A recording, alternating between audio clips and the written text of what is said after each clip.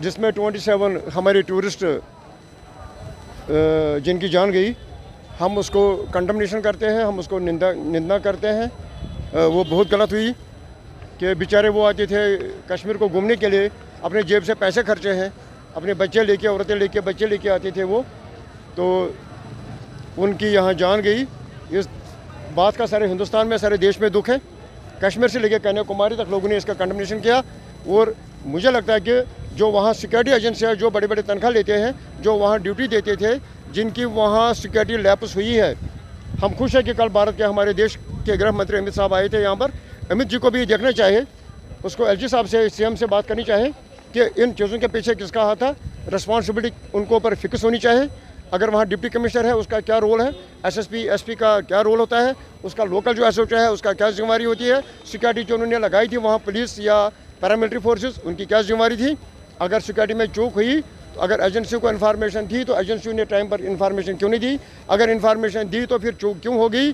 और इसके लिए जो भी लोग जिम्मेवार है और उस पर रिस्पॉन्सिबिलिटी फिक्स होनी चाहिए, जिम्मेवारी जिसके ऊपर जिम्मेवारी आएगी, और ताकि दूसरी बार ऐसा ना हो जाएगा। और मैं यात्रियों से भी कहता हूँ कि वो सोच समझ के कश्मीर आए और ज़्यादा दूर दराज एरियो में ना घूमें।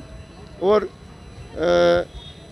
मैं गृह मंत्री साहब से भी कहता हूँ कि डेली पुलिस में रद्द बदल करने से, एडमिनिस्ट्रेशन में ट्रांसफ़र करने से हालात ठीक नहीं हो सकते हैं, लेकिन ईमानदार अफसरों को, जो डेडिकेटेड अफसर हो, उन्हीं को अच्छे अच्छे जगहों पर तैनात किया जाएगा, ताकि के अप्रोच वाले लोगों को आप लगाते हो, उसके यही नतीजे में निकलते हैं कि जहाँ हमारे टूरिस्ट स्पॉट है जम्मू में स्पेशली और कश्मीर में स्पेशली, और उनको सिक्योरिटी बढ़ानी चाहे, उनको चेक करके बंदूक को अंदर भेजना चाहे, चाहे फॉरेन के हो, चाहे लोकल हो, चाहे हमारे देश के हो, कोई भी टूरिस्ट हो। और शाम के टाइम में 6 बजे 7 बजे का लिमिट होना चाहिए, उसके बाद अंदर अलाउ नहीं होना चाहिए। और सुबह भी 8-9 बजे तक अलाउ किसी पार्क में, किसी भी जगह में, गुलमर्ग हो, पहलगाम हो, बैसारन हो, खिलनमर्ग हो, गुलमर्ग में अहरबल हो, चाहे दूर दराज कोपवारा का एरिया हो, कोई भी एरिया हो हमारे जम्मू कश्मीर में, खासकर कश्मीर डिवीज़न में, इन जगहों को बड़ी सिक्योरिटी बनानी चाहिए। और उन एरियो का जो एसएचओ इंचार्ज होता है या एसपी इंचार्ज होता है, उसके ऊपर रिस्पॉन्सिबिलिटी होनी चाहिए। कितने यात्री दिन में जाएंगे, कितनी गाड़ी जाएंगी, कौन सा गाड़ी का क्या नंबर होगा, ये पूरा लिखित होना चाहिए। किस रोड पर कौन सी गाड़ी जा रही है,